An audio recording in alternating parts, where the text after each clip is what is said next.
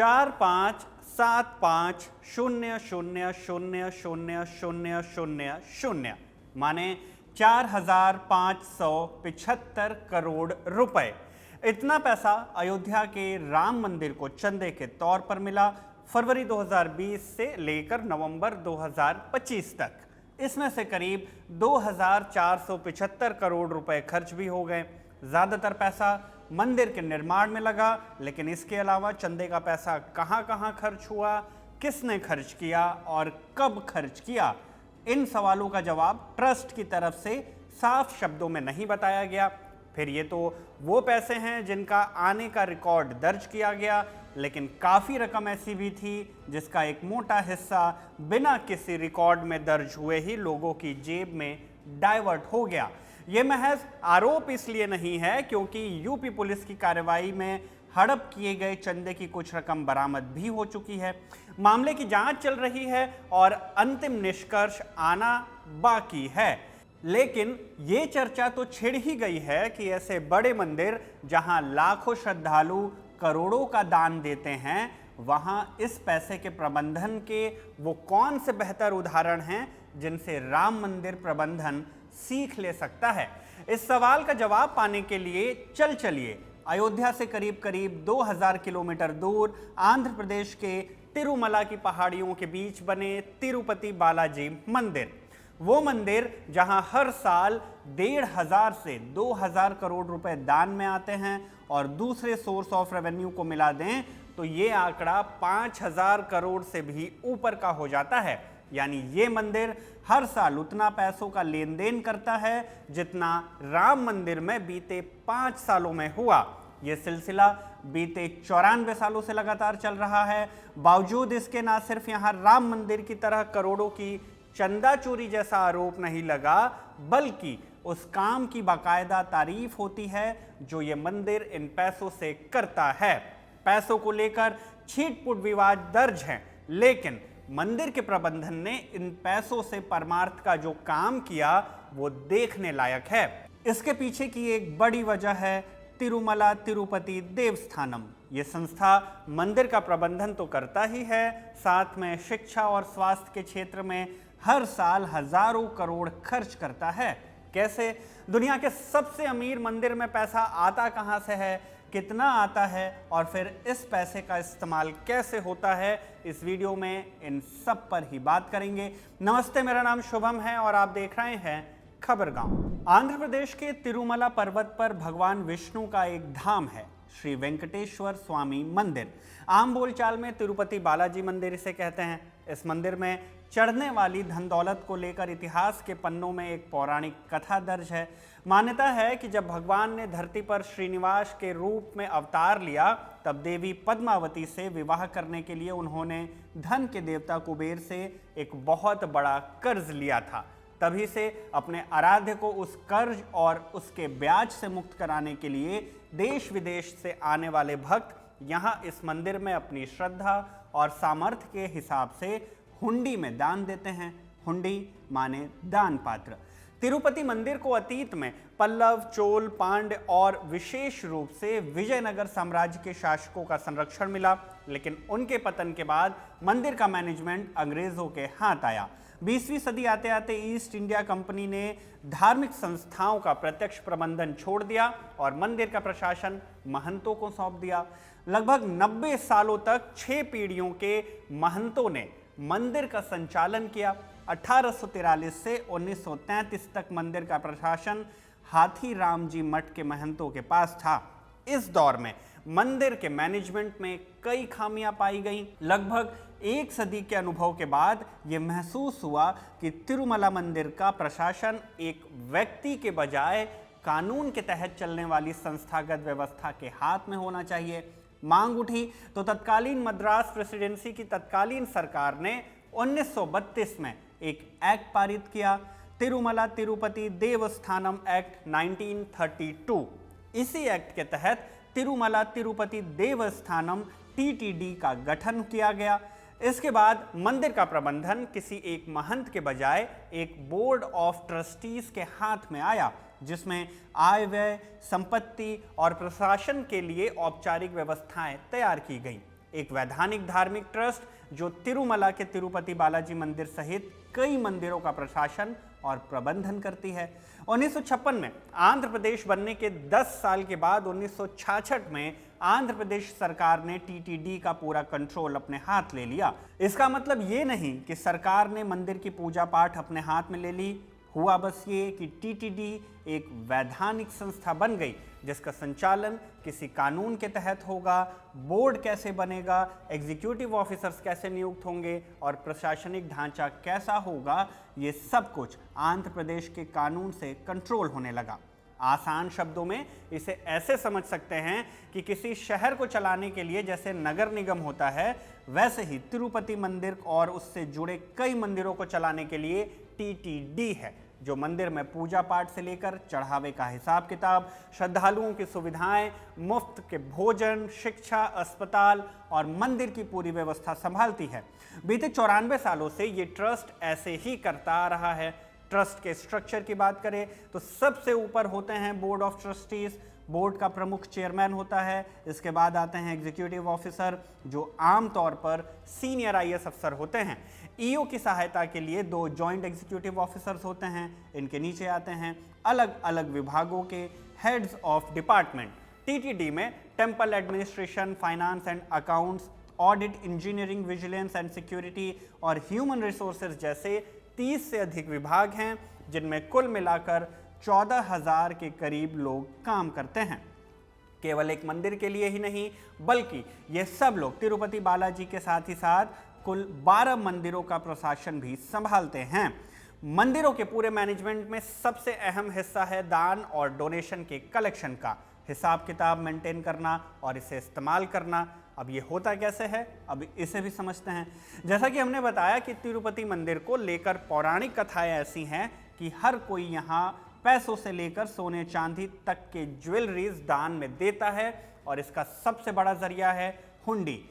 हुंडी मंदिर का दान पात्र होता है। श्रद्धालु इसमें अपनी श्रद्धा के मुताबिक पैसे, सोना चांदी, आभूषण या फिर दूसरी कीमती चीजें चढ़ाते हैं। ऑफलाइन के अलावा भक्त यूपीआई, नेट बैंकिंग और वेबसाइट के जरिए भी ई हुंडी में डोनेट करते हैं। बीते 3 सालों में केवल हुंडी से ही टीटीडी को हर साल लगभग 1300 से लेकर 1400 करोड़ रुपए तक का चढ़ावा मिला। वहीं साल 2026-27 के लिए ये अनुमान 1800 करोड़ से भी ज्यादा का है।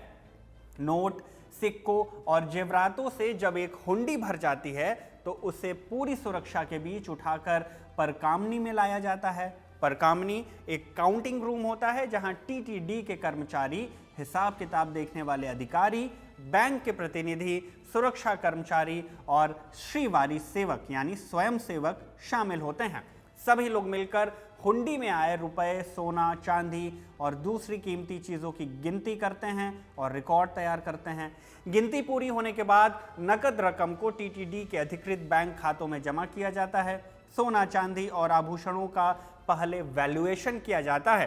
टीटीडी ये नहीं बताता कि हर दिन पराकामनी में ठीक ठीक कितने लोग काम करते हैं। हालांकि दान की मात्रा के हिसाब से कई शिफ्टों में बड़ी संख्या में स्टाफ और स्वयंसेवक इस काम में लगे होते हैं और ये पूरा काम कई सीसीटीवी कैमरों की नज़र में होता है, जिसकी फुटेज संभव है आपने सोशल मीडिया पर देखी ही होगी। खैर, कलेक्शन के बाद कुछ ज्वेलरी भगवान की सेवा और मंदिर में इस्तेमाल के लिए रख लिए जाते हैं। जो इस्तेमाल के लायक नहीं हैं उन्हें बैंक की गोल्ड डिपॉजिट स्कीम में जमा किया जाता है।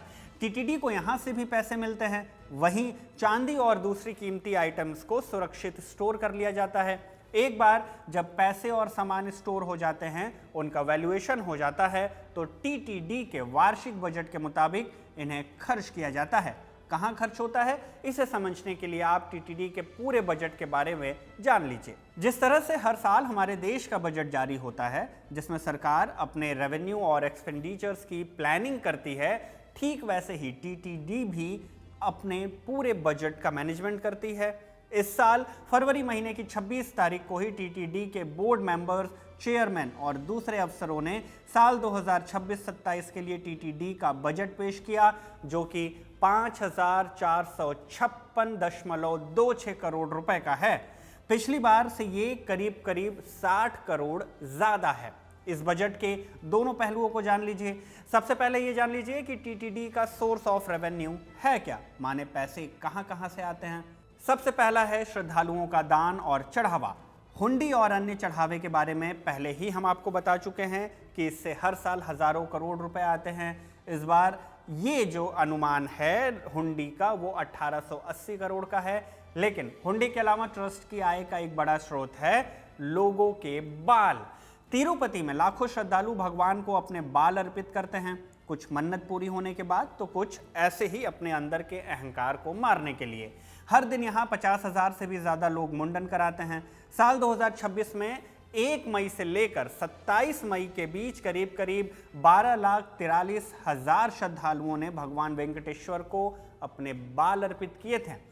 मुंडन के बाद उतरे हुए बालों को फेंका नहीं जाता, बल्कि ट्रस्ट के लिए ये बाल भी ब्लैक गोल्ड बन जाते हैं, क्योंकि ये ट्रस्ट की आय का एक बड़ा सोर्स है। टीटीडी इन बालों को प्रोसेस करके अंतर्राष्ट्रीय स्तर पर बेचता है। चीन, इटली, अमेरिका और ब्राजील जैसे देशों के खरीदार इन बालों के लिए बोली लगाते हैं। करीब करीब 25,000 रुपए प्रति किलो के दाम पर इन्हें खरीदा जाता है। इन बालों का इस्तेमाल कहाँ होता है? बड़े पैमाने पर विग, हेयर एक्सटेंशन और ब्यूटी इंडस्ट्री में इनका इस्तेमाल किया जाता है। साल 2024-25 में इन बालों की बिक्री से टीटीडी ने करीब करीब 190 करोड़ रुपए अपने खाते में जोड़े थे। दूसरा है दर्शन टिकट और प्रसादम।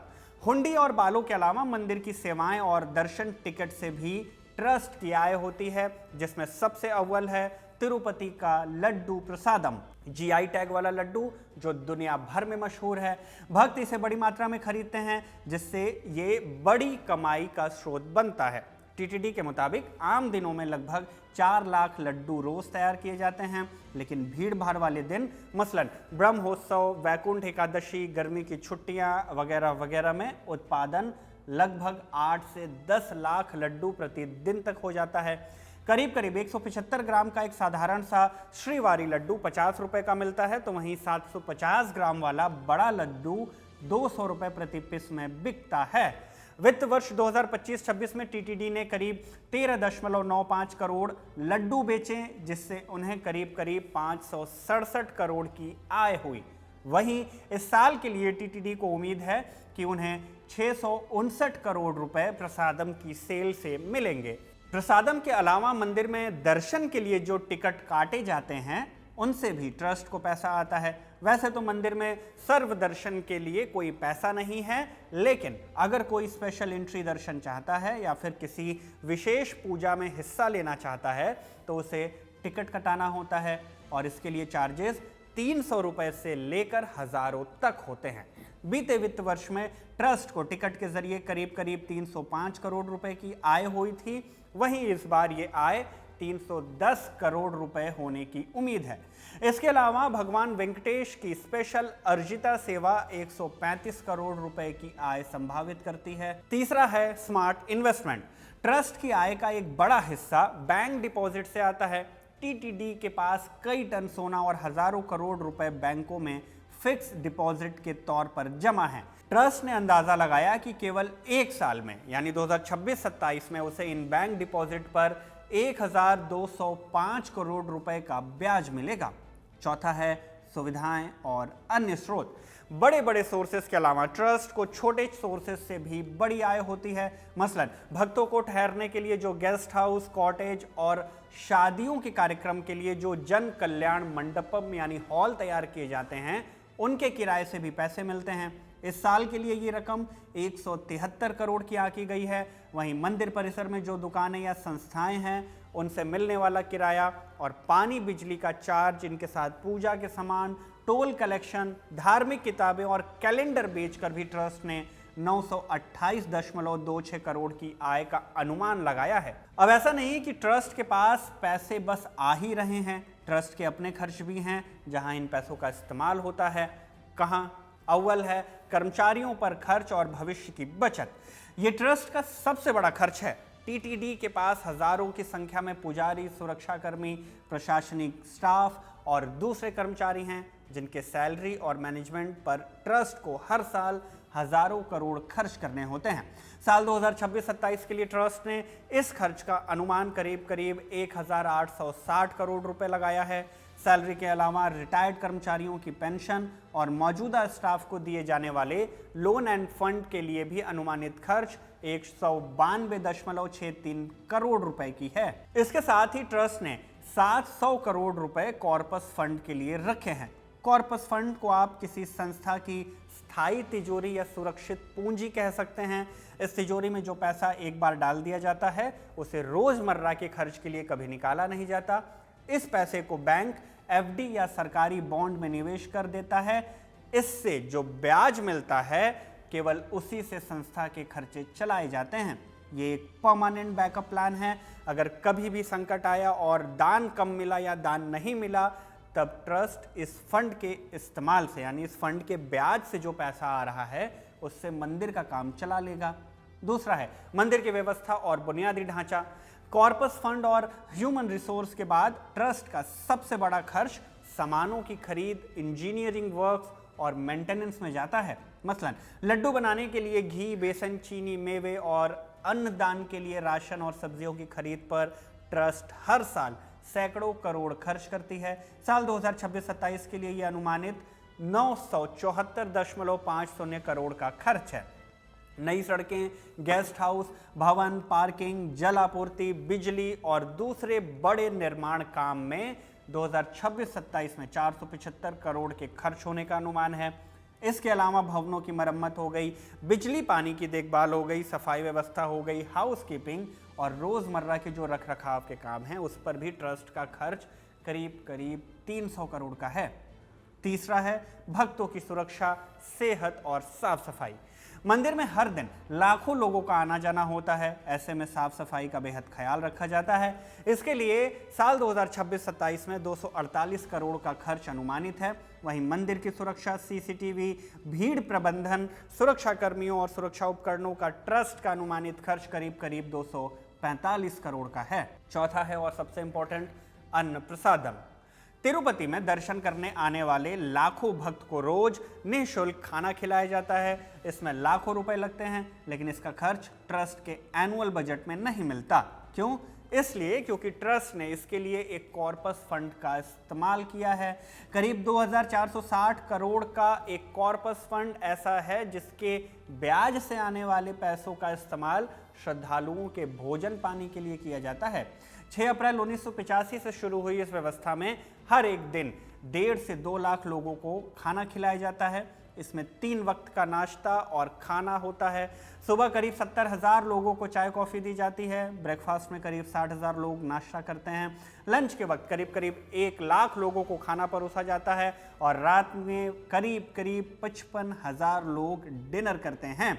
इतने लोगों को खाना परोसने में हर एक दिन करीब 15 टन चावल, 3000 किलो सरसों का तेल, 2800 किलो अरहर की दाल और 1500 किलो नमक के साथ हजारों किलो दूसरे मसाले और राशन की जरूरत होती है। पांचवा है अस्पताल और स्वास्थ्य सेवाएं।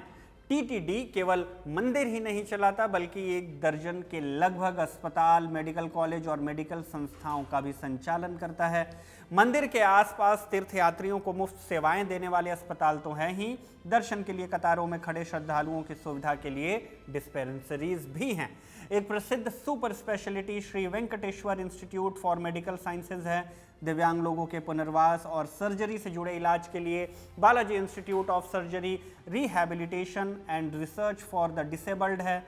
कर्मचारियों और आम लोगों के लिए इलाज के लिए एक सेंट्रल अस्पताल है। गरीबों के इलाज के लिए श्री वेंकटेश्वर पुअर होम है। साल 2026-27 के लिए इस कैटेगरी के लिए ट्रस्ट का अनुमानित खर्च करीब 155 करोड़ का है। अगला है शिक्षा और धर्म का प्रचार। दर्शन और मंदिर से जुड़े काम के अलावा टीटीडी स्कूल, कॉलेज, व्यावसायिक संस्थान, वैदिक शिक्षा केंद्र, संगीत एवं नृत्य महाविद्यालय और दिव्यांग बच्चों के लिए विशेष स्कूल भी चलाता है। Traditional sculpture and architecture, physically challenged लोगों के लिए पॉलिटेक्निक, योगा और आयुर्वेदिक के साथ म्यूजिक एंड डांस जैसे कोर्सेज के लिए टीटीडी प्रोफेशनल कॉलेजेस भी चलाती है। तिरुपति में SV arts college, SPW junior college, Shri Govinda Raja Swamy arts college के साथ ही साथ दिल्ली के एसवी कॉलेज का संचालन भी टीटीडी ही करती है। इनके पास 2 ओरिएंटल कॉलेजेस भी हैं, एक तिरुपति में तो वहीं दूसरा तेलंगाना के सिकंदराबाद में। यहाँ संस्कृत, वेद, पुराण, आगम शास्त्र और भारतीय संस्कृति की पढ़ाई कराई जाती है। इनके अलावा TTD 2 junior college, 7 high school और 4 एलिमेंट्री स्कूल्स का संचालन करती है। हालांकि ये बात भी बतानी जरूरी है कि टीटीडी के बनने से पहले भी मंदिर प्रशासन शिक्षा के क्षेत्र में काम कर रहा था। 1876 में जब तिरुपति मंदिर का प्रबंधन हाथी राम जी मठ के महंत के हाथ में था, तब तमिलनाडु के वेल्लोर में हिंदू हाई स्कूल की स्थापना की गई और फिर 1886 में तिरुपति में स्कूल खोले गए। लेकिन टीटीडी के बनने के बाद मंदिरों को मिलने वाले चंदे का स्कूलों के बनाने और चलाने में बखूबी इस्तेमाल किया जाने लगा, जिसका नतीजा है कि आज टीटीडी के पास मंदिर के नाम से 2 दर्जन से भी ज़्यादा स्कूल और कॉलेज हैं, जहां इंजीनियरिंग से लेकर वेद और पुराणों तक की पढ़ाई कराई जाती है। इसके साथ ही ट्रस्ट अनाथ और ज़रूरतमंद बच्चों के लिए श्री वेंकटेश्वरा बाल मंदिरम भी चलाती है, जहां उनके खाने, रहने, शिक्षा और स्वास्थ्य की पूरी व्यवस्था की जाती है, वो भी बिना किसी शुल्क के। वेद और भारतीय परंपरा के संरक्षण के लिए टीटीडी वेद पाठशालाएं और पुरोहित प्रशिक्षण जैसे कार्यक्रम भी चलाती है। इन पर भी खर्च होता है। साल 2026-27 के लिए शिक्षा और धर्म के प्रचार पर टीटीडी का अनुमानित खर्च 320 करोड़ का है। इससे इतर टीटीडी ने तिरुपति शहर और तिरुपति एयरपोर्ट के विकास में भी योगदान दिया है। इन सब के बाद भी टीटीडी के पास हर साल सैकड़ों करोड़ रुपए बच जाते हैं।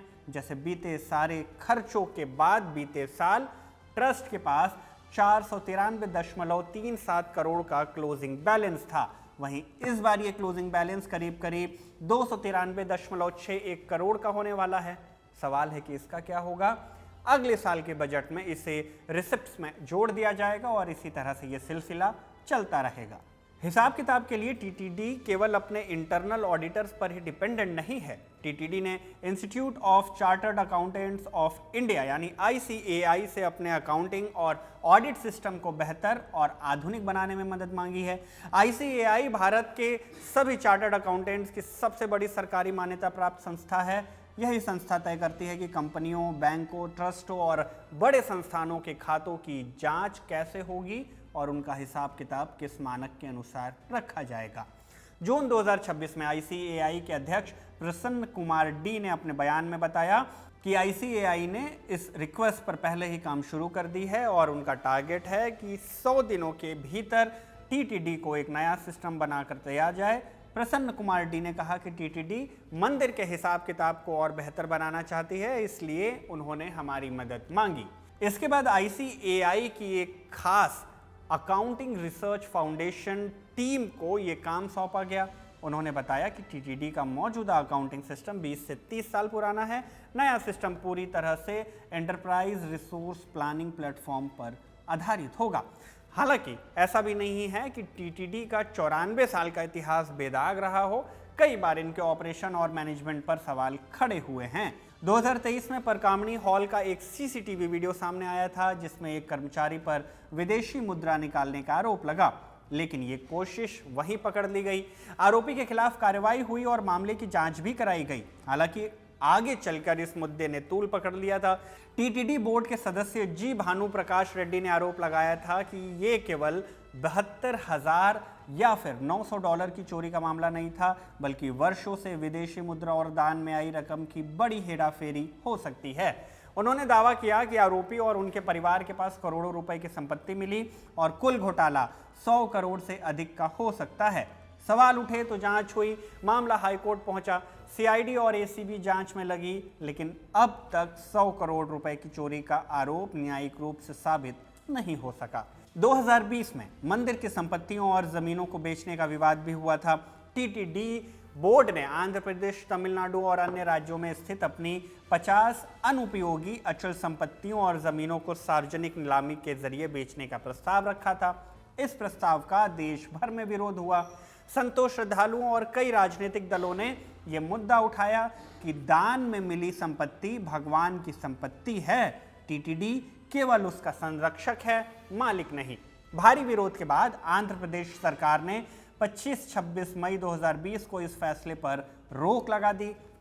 इसके बाद टीटीडी बोर्ड ने सर्वसम्मति से फैसला किया कि भविष्य में भगवान वेंकटेश्वर या टीटीडी की कोई भी संपत्ति, चाहे वो श्रद्धालुओं द्वारा दान की गई हो या फिर दूसरी हो, किसी को भी बेचा नहीं जाएगा। एक विवाद और है। अक्टूबर 2023 में टीटीडी ट्रस्ट बोर्ड ने फैसला किया कि हर साल अपने कुल बजट का 1% तिरुपति शहर के विकास पर खर्च किया जाएगा। पहले चरण में लगभग 100 करोड़ रुपए तक की राशि सड़क, सफाई, कचरा और इन सब के मैनेजमेंट के साथ श्रद्धालुओं की सुविधाओं के लिए देने का प्रस्ताव किया गया। टीटीडी का तर्क था कि तिरुपति शहर तिरुमला आने वाले लाखों श्रद्धालुओं का प्रवेश द्वार है। शहर की साफ सफाई और बुनियादी सुविधाएं बेहतर होंगी तो श्रद्धालुओं को भी इसका फायदा मिलेगा। लेकिन टीटीडी के इस फैसले का विरोध हुआ।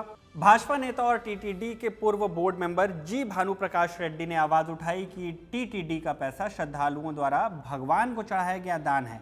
इस पैसे का इस्तेमाल मंदिर प्रशासन धार्मिक गतिविधियों और श्रद्धालुओं की सीधी सेवाओं पर करेगा। मामला आंध्र प्रदेश हाई कोर्ट पहुंचा तो कोर्ट में टीटीडी के इस प्रपोजल पर रोक लगा दी गई। निष्कर्ष के तौर पर हम ये कह सकते हैं कि तिरुमला तिरुपति देवस्थानम का 94 सालों से अधिक का अनुभव ये दिखाता है कि जब बात करोड़ों रुपए की आस्था और करोड़ों अरबों रुपए के दान की हो तो प्रबंधन किसी एक व्यक्ति के विवेक पर छोड़ने के बजाय एक संस्थागत और कानूनी व्यवस्था के तहत होना चाहिए। आंध्र प्रदेश सरकार ने टीटीडी में सीनियर आईएएस अफसरों को जिम्मेदार बनाकर नियुक्त किया है ताकि मंदिर का दैनिक प्रशासन पेशेवर तरीके से चले। टीटीडी ने अपने पैसों को न सिर्फ परमार्थ में खर्च किया बल्कि ये सिलसिला धन की कमी से रुके ना, इसके लिए कॉर्पस फंडों की तैयारी तक भी पहुंचा, जिनके ब्याज से ही आज लाखों लाख दर्शनार्थियों को निःशुल्क खाना खिलाया जा रहा है, उनकी सेवा की जा रही है। और केवल दर्शनार्थी ही नहीं, इन्हीं चढ़ावों के पैसों से सुपर स्पेशलिटी अस्पताल, मेडिकल कॉलेज, दिव्यांग पुनर्वास केंद्र, यूनिवर्सिटी, स्कूल और वेद पाठशालाओं को भी चलाया जा रहा है। तो ये थी टीटीडी की पूरी कहानी। आप इस पूरे मुद्दे पर क्या कुछ सोचते हैं, कमेंट बॉक्स में हमें ज़रूर बताइएगा। मेरा नाम शुभम है, कैमरे के पीछे मेरे साथी तौफीक हैं। आप देखते रहिए खबरगांव।